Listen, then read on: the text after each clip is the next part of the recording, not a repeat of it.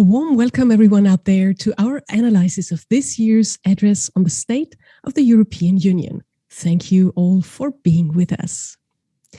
And an equally warm welcome to the two honorable members of the European Parliament who will share their insights with us. Sandro GOZI, who is also the president of the Union of European Federalists, short UEF, and Lukas MANDL, also MEP and president of UEF Austria. Welcome.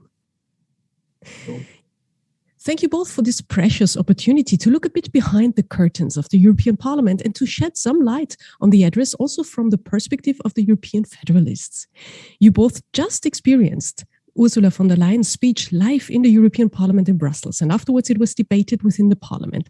Let's dive into your analysis of the speech with the first spotlight question. Mr. GOZI, what was your first impression of the address?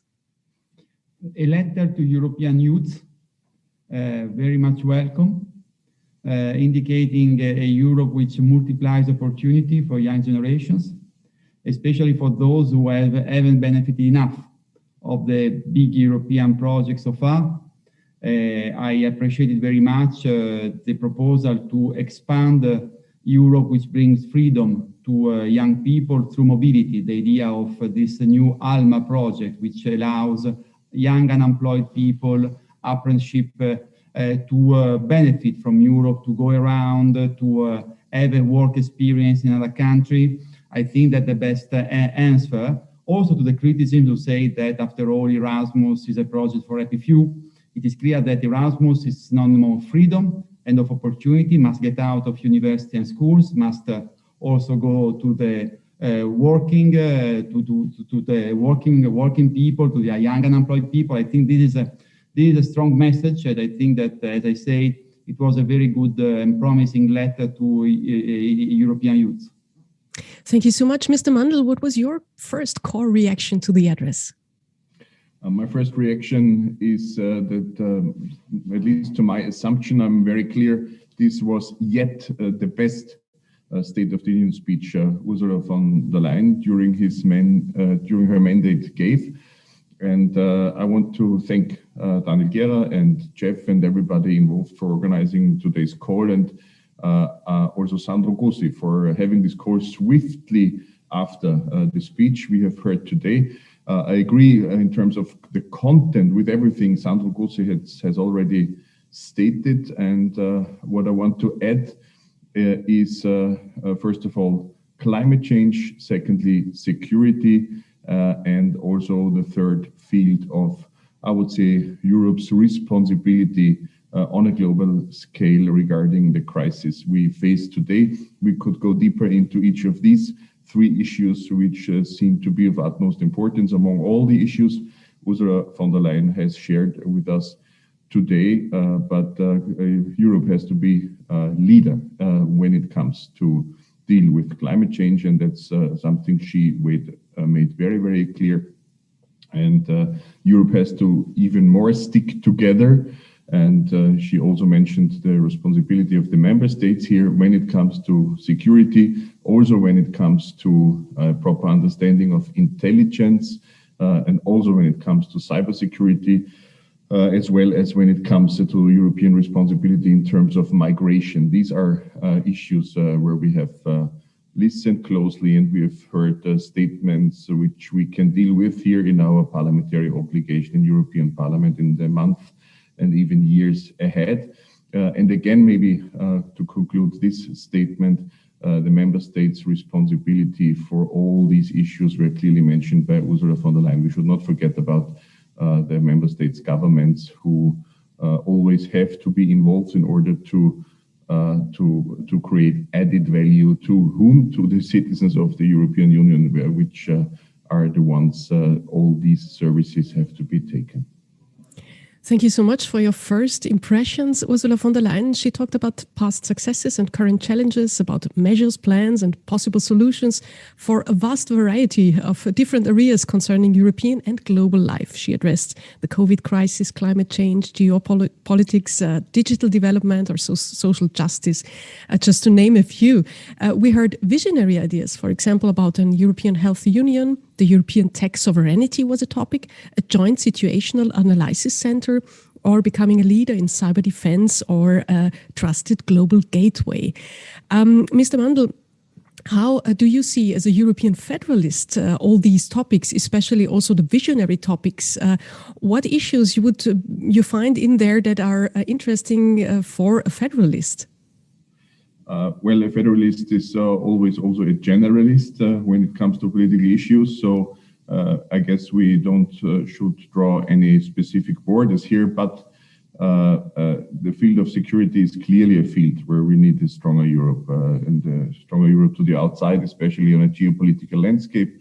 One of the promises of Ursula von der Leyen, and I'm honest if I say I had some doubts on that, and I still have some maybe, but one of the promises in the beginning of her mandate was that her commission would be the first geopolitical commission. This was what she has said, and I appreciated it very much, but it's easy to say that, and it's very difficult to realize it. But she has taken some steps forward with this today's speech, with the Joint Intelligence Center, as you have mentioned it in the correct wording, as the Commission obviously tries to name it, and also with this global player when it comes to economy. She explicitly pointed out that trade and exchange of goods and services with the US would be important. And that's something a Federalist can only appreciate very, very much, because it means that what Europe has achieved yet, and that's a lot, especially the common market, especially wealth and opportunities for generations, open borders, of course also freedom and peace to the inside, that everything of that Europe has already achieved can now have a lot of weight and leverage on a global scale when it comes to European values, to universal values, which are represented by Europe, especially in terms of climate change, but also in terms of human dignity, of freedom. Ursula von der Leyen also several times pointed out human dignity and freedom. So to put it in a nutshell, maybe the before mentioned security issues, and you got deeper into that already with the specific issues, as well as the global trade issues seem to be extremely highly to appreciate from a Federalist's perspective. Mr. GOZI, as a European Federalist yourself, what issues addressed were most important for you? I appreciate very much the concept of European security, which she dwelled upon, social security, health security, and art security. I would say that we have to move ahead in parallel in these three fields. So social security insists a lot on fighting against social inequalities, and also to ensure that the digital and the ecological transition must be socially just, socially acceptable. And this is a very sensitive and important point if we want to really fully implement and having a full support, a ownership by public opinion and by national government of the new program for the digital, the ecological transition called Fit for 55. The second point is health security, to continue the good work that the European Union is doing to fight against the pandemic and to lay down the basis for a stronger health union, especially against global pandemics, transnational diseases, transnational challenges. It is absolutely important. This, security from the social and health point of view, it would be incomplete if it is not accompanied also by hard security. It is clear that the Europeans must become adults in terms of security and strategic autonomy.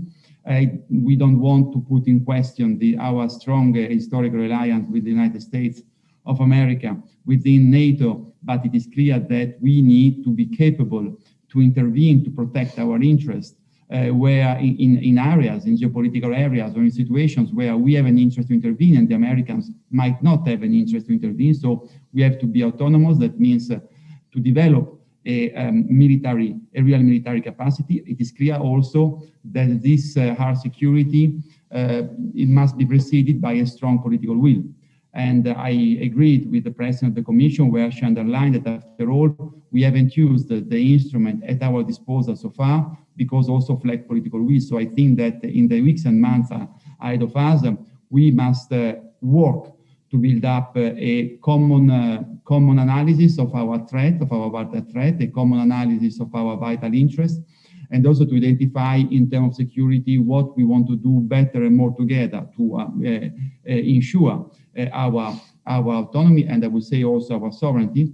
And I think that it's very promising, the summit that she announced this meeting, the summit of the European Commission with President Macron, who will be the next rotating president of the European Union. France is taking on the rotating presidency of the European Union in January 2022. And the issue of defense, of security, of strategic autonomy, of European sovereignty will be at the core of his action. And from this perspective, it's absolutely important that this initiative is a real European initiative. So it's fundamental that the new presidency, the willing countries, and the European Commission work hand in hand, of course, respecting national tradition, respecting constitutional tradition, respecting constitutional commitment. We cannot oblige all the countries to take the same commitment, but we need to establish a core group of countries together with European institutions with the important role of control of the European Parliament, which build up a new concept of strategic autonomy of security. I think that our public opinion, the message should be, for each euro that we spend more on our security, on military, we should spend €1 for youth, for culture, for social protection. This is the way we can really develop a new concept of European security, which in my view is very, very badly needed now in Europe. Thank you so much. Let's stay with you as answering the first next question. And this is the very big issue of how to translate all those ideas and plans that might really sound good and visionary into the practice. And also the European Parliament is kind of a threshold because here a lot of discussions take place. And as a member of the European Parliament, where do you see the biggest challenges for, growing Europe in the near future? Which topics will be especially hard to negotiate, for example? I guess Sandro was addressed, but I can also go deeper into that. Sure. As you like, Sandro is heading. It was to me. It was for Lucas. Okay, I wanted to switch, to irritate you a bit. Yeah, no problem. I tried to be brief, and thanks, Sandro, for the floor. Actually, there's a good example for all of that, and that's migration. And I'm happy that Ursula von der Leyen has addressed the matter of fact that it's already 1 year. It's a full year passed since the Commission has drafted and presented to the public its proposal for the new Migration and Asylum Pact of the European Union. But things are stuck in the Council, the Assembly of the Member States governments, as we all know. And Ursula von der Leyen has critically pointed that out today, and that's very important, and that's true for many, many other fields. I don't want to, let's say, only draw the attention when it comes to the question why sometimes things are slow, by far too slow in European Union. I don't want to point the finger only on the Council of the Member States governments, but there are always some, usually a minority, but this minority anyway put things on hold, and that's something we should overcome. We will need new structures in the future, but even before we will have these new structures, we will have to push forward, especially the member states governments, to realize what's really important again for the citizens of Europe. It's not just some political or philosophical discussion for, I don't know, for a deliberation for people who like to deliberate, but it's really, really important for the European citizens of today and of the future.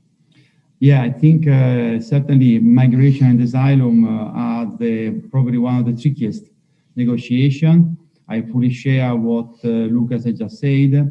I do believe also that it is one big problem as a federalist, the fact that even when the Council could decide by majority, they try to reach a consensus among 27. That means they always expose themselves to the veto of, for example, Viktor Orban of the Polish government. And I think that it is certainly necessary to combine, as we know, solidarity and responsibility, but we should also say that the time has come to proceed by majority, because we cannot be blackmailed at each round of negotiation by those who threaten a veto at the council level. So at least when we can, we should use the possibility of democratically decide by majority in the council, together with the representative of the citizens in the European.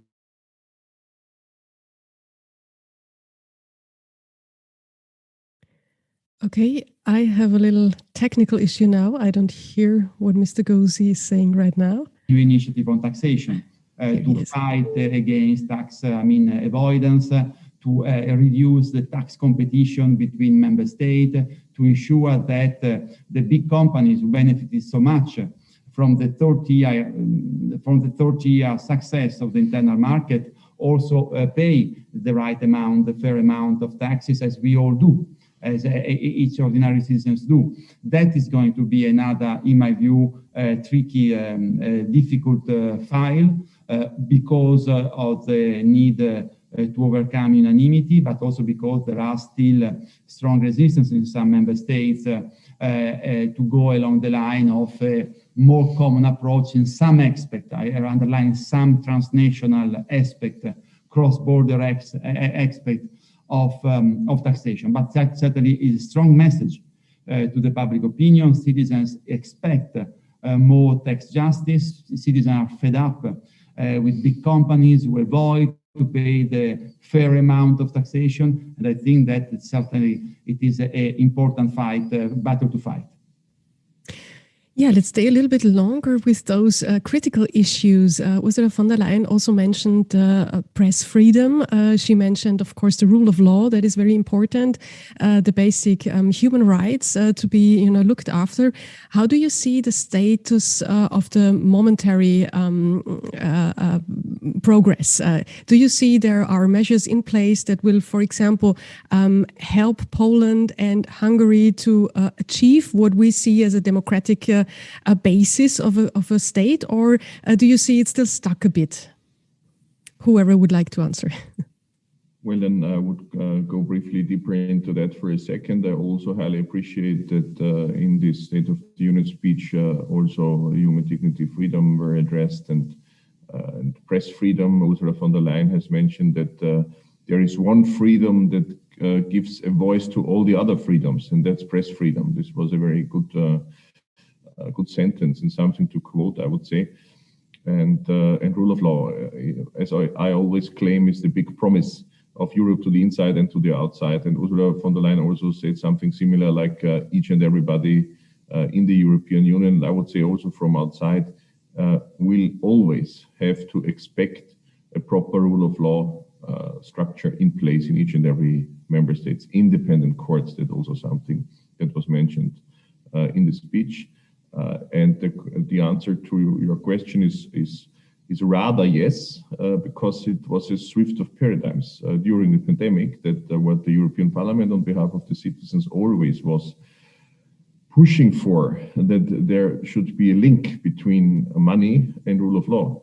And there should be a leverage. If rule of law is not in proper place in a state or a structure, public structure within the European Union, then there have to be cuts in EU fundings. And that's something that had been decided in July last year, even a few months after the beginning of the pandemic. And this is a positive outcome of the crisis management, but we have to strengthen the whole idea and to realize the structures that will really provide us with the opportunity to use this leverage on behalf of the citizens of Poland or of Romania or of Malta or of the Czech Republic and other member states where there is reasonable doubt on the rule of law structures, and that's why my answer is rather yes. Yeah, it is, in my view, it's the same concept of security of our values, security of our fundamental freedoms. In my view, it is very clear. You cannot play like an European when we have to receive a billion of taxpayer money as European fund, and then play the nationalist card when you have to respect the independence of the judges, the independence of the journalists, the fundamental freedom of the LGBTIQ people. And this is exactly what is happening in countries like Hungary and Poland. I think that the European Commission is already right in not having still approved the Polish or Hungarian recovery plan, because they want to see a real commitment in the implementation of some key reform like the justice sector. But I want the Commission also to implement the new regulation. Finally, we have managed to establish a formal link between the respect of fundamental values, the impact of violation of fundamental values on the European budget, and the possibility of freezing these funds for those countries who commit those violations. And the Commission is very shy, is taking time, is postponing the moment where it should implement. We want the Commission to use the full power which is given by this regulation right now, especially towards Hungary and Poland. Yeah, let's come to the next point, the future of Europe. As you surely know very well, the citizens of Europe are asked these days for their ideas, visions, commentaries, critic points in the future Conference of the Future of Europe scenery. And as European Federalists, you have your own visions of Europe in the future. How would you like Europe to develop in the next years? And is there a possibility to follow your dreams by being an MEP? I would say UEF Europe should speak first, and then UEF Austria follows. I got high hopes, but I mean, I want to be also, I don't want to sound naive. I got high hopes because we have to do everything we can to make of the conference success. We have strongly pleaded to have this conference. We have fought as European Federalists, as members of the European Parliament to make it happen. Now the conference is there. There are 800 citizens randomly selected by the 27 countries who have accepted to work with the representative of the citizens, with us, with ministers, with commissioners in reshaping Europe. And first of all, we have to listen to them. We have to listen to what the citizens in the conference want from Europe, what they would like to have more from Europe, what they don't like about Europe, what they want to change. And I think that this is a phase of listening, of debating, and also of informing the citizens about what Europe is already today. There is also a lack of information. It's very important. But the conference is not only a big forum for debate, a big forum for exchange ideas, or a new information action of the European Union. The conference is a constitutional process, in my view. The conference is a constitutional process for reform. And we have to make sure that those reforms, be they treaty revision, be they new European laws, be they new European common policies, be they new foreign policy or defense initiative, everything is agreed in the conference, must be ensured a full follow-up. This morning, Ursula von der Leyen was very clear. I was pleasantly surprised. She was very clear in committing the Commission in ensuring a follow-up to everything will come up out of the conference. We will remember this word to the European Commission. It is clear that we have to make sure also that the different governments, which we will be all represented, because there will be representative of the national parliament, there will be representative of the Austrian parliament, there will be representative of the Austrian government. We make sure that also the government in the council will be ready to ensure this follow-up. But if we do so, we will have positively lived the biggest direct democracy experiences since the European Union was created. This process doesn't have any historical precedent. We are doing something really good to strengthen the European democracy, which of course it is a representative democracy. We don't fall out from the sky. We have been elected, Lukas and myself, by European citizens, but must be also accompanied, complemented by a form of direct democracy like this conference. And this is fundamental. It is clear that the more also the citizens register in the digital platform, the more we can listen to them, because there will be 800 citizens selected for the conference, will be physically work for the conference. But each of us, each of the 450 million citizens can share his ideas, can make proposals, can organize event and publish the event by registering on the platform, on the conference of the Future of the Union. So I see this occasion to ask to our Austrian friend and to all those who are listening to us, go on the platform, register, and make your voice be heard. Thank you so much. Yeah, Mr. Mandl, what's your perspective as a federalist on the future of Europe, but also on the conference? Especially here, like Sandro's energy, and I highly appreciate this approach that this would be a constitutional process, and I really wish a lot of success for that. And I agree that we have to listen to citizens who get involved. There are the 800 randomly chosen in the member states from different groups of society. On the one side, on the other side, there are more than 400 million Europeans who can join online, and I hope that at least a specific percentage of them can be reached to get involved into that process. At the same time, while the conference for the future of Europe is running, we have to follow up and go ahead with our regular parliamentary work, and the work in the other EU institutions is still necessary. Since I agree with Sandro's statement that this would be a constitutional process, in my view, no matter what the conference on the future of Europe structurally will be a success or not, we will need a new EU treaty.